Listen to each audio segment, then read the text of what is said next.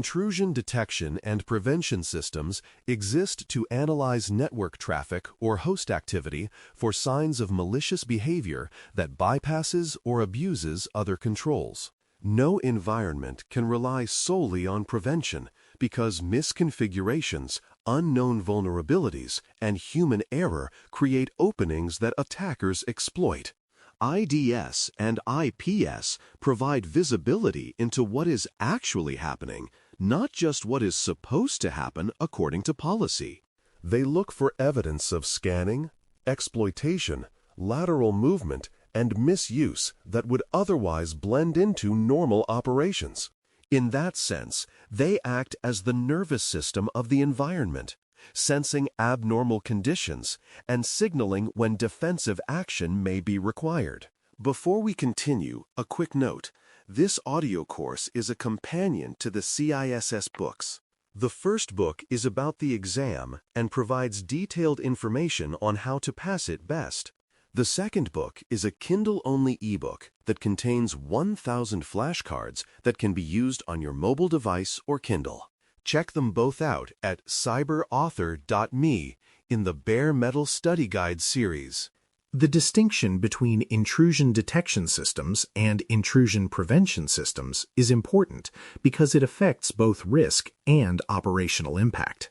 An intrusion detection system observes activity and generates alerts when suspicious patterns are detected, but it does not interfere with traffic or execution. An intrusion prevention system operates inline, meaning it can actively block, drop, or modify traffic that matches defined criteria. Detection emphasizes visibility and investigation, while prevention emphasizes immediate containment. Each approach has trade-offs, because blocking traffic incorrectly can disrupt legitimate business activity, while detection alone requires rapid human or automated response to be effective. Mature architectures often use both, applying prevention where confidence is high and detection where flexibility and caution are required. Signature-based detection is one of the oldest and most widely understood techniques used by IDS and IPS platforms. Signatures represent known patterns associated with exploits, malware, scanning behavior, or protocol misuse. When traffic or activity matches a signature, the system raises an alert or takes action. This approach is effective against known threats and provides clear, explainable results. However, it depends on timely updates and cannot detect truly novel attacks that do not match existing patterns. Signature detection therefore provides strong coverage for known bad behavior, but must be complemented by other techniques to address unknowns. Anomaly detection takes a different approach by comparing observed behavior against a baseline of what is considered normal for the environment. Instead of matching known bad patterns, it looks for deviations such as unusual traffic volumes, unexpected protocols, abnormal access times, or atypical process behavior. This can surface previously unseen attacks and misuse, but it also introduces the challenge of defining normal accurately. Environments change over time, and what is anomalous today may be routine tomorrow. Effective anomaly detection requires careful baseline creation and ongoing adjustment to avoid overwhelming teams with noise. When tuned properly, it provides early warning signals that signature-based methods may miss. Network-based intrusion detection and prevention systems inspect packets as they traverse the network, typically at strategic choke points. These choke points might include internet gateways, demilitarized zones, data center aggregation points, or internal segmentation boundaries. Network-based systems are well positioned to observe scanning, exploitation attempts, command and control traffic, and lateral movement between segments. Their effectiveness depends on visibility into traffic, which can be reduced by encryption or poor placement. They also require sufficient capacity to inspect traffic at line speed without becoming bottlenecks. Placement decisions, therefore, directly affect both security coverage and availability. Host-based intrusion detection and prevention systems operate on individual endpoints, monitoring activity such as file changes, process execution, registry modifications, and system calls.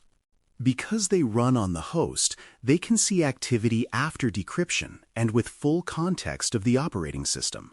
This makes them effective for detecting malware behavior, persistence mechanisms, and privilege escalation attempts that network-based systems may miss. Host-based systems also provide asset-specific insight, which improves accuracy when tied to system role and criticality.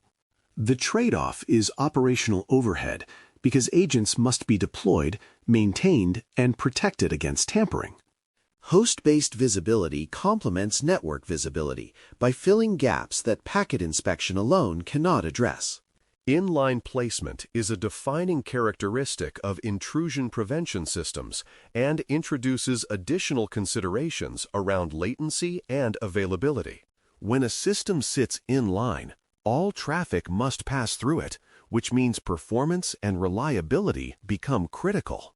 Any failure, misconfiguration, or overload can disrupt connectivity. Inline systems must therefore be engineered with redundancy, fail-open or fail-closed behavior decisions, and rigorous testing. Latency introduced by inspection must be acceptable for the applications using the network path. These constraints are why many organizations start with detection and selectively enable prevention where confidence and resilience are sufficient. Tuning is essential to making IDS and IPS usable because default rule sets are rarely appropriate for a specific environment. Without tuning, systems often generate large volumes of false positives that overwhelm analysts and erode trust in alerts. Tuning involves enabling and disabling rules, adjusting thresholds, and incorporating environmental context so alerts reflect meaningful risk. This is not a one-time activity because environments evolve and attacker behavior changes. Effective tuning balances sensitivity with practicality, ensuring that alerts prompt action rather than fatigue. A well-tuned system becomes a reliable signal source rather than background noise. Context greatly improves the value of IDS and IPS alerts by providing information that helps prioritize and interpret findings. Asset criticality indicates whether the affected system supports a high-impact function or a low-risk workload. Vulnerability state shows whether an alert targets a known weakness that is actually present on the asset. Threat intelligence feeds provide insight into whether observed activity aligns with active campaigns or known malicious infrastructure. When this context is combined with raw alerts, teams can focus on what matters most instead of treating all detections equally. Context turns alerts into decisions rather than just data points. Attackers actively attempt to evade detection by manipulating how traffic appears to inspection systems. Evasion techniques include fragmenting packets to confuse reassembly, encrypting payloads to hide content, and abusing protocol edge cases to slip past passes. Some attackers also mimic legitimate traffic patterns to blend in and avoid anomaly detection. These techniques highlight that IDS and IPS are part of an arms race rather than a static solution. Defenders must update signatures, improve parsers, and place controls where evasion is harder. Understanding evasion helps set realistic expectations about what detection systems can and cannot see. Integration with a security, information, and event management platform is critical for making IDS and IPS alerts actionable at scale. A centralized platform aggregates alerts from multiple sources, allowing correlation across network, host, identity, and application signals. This correlation helps distinguish isolated noise from coordinated attack behavior.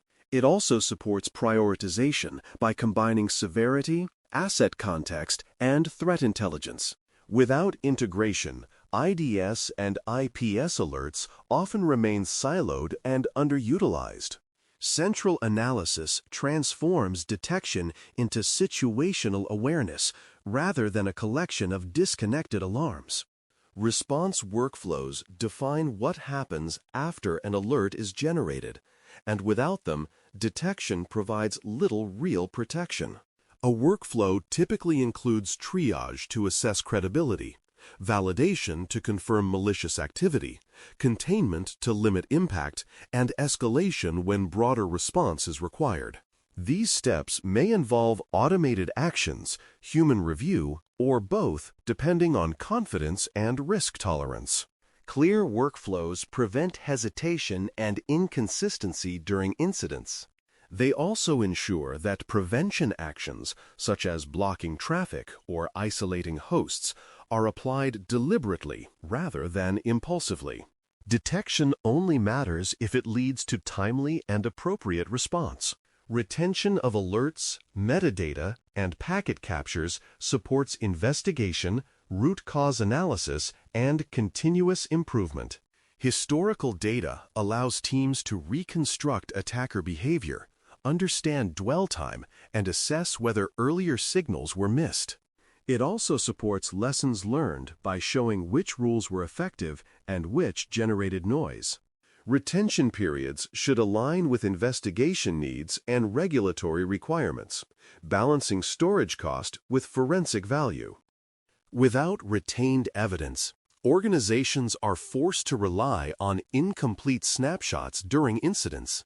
Historical visibility strengthens both response and future tuning efforts.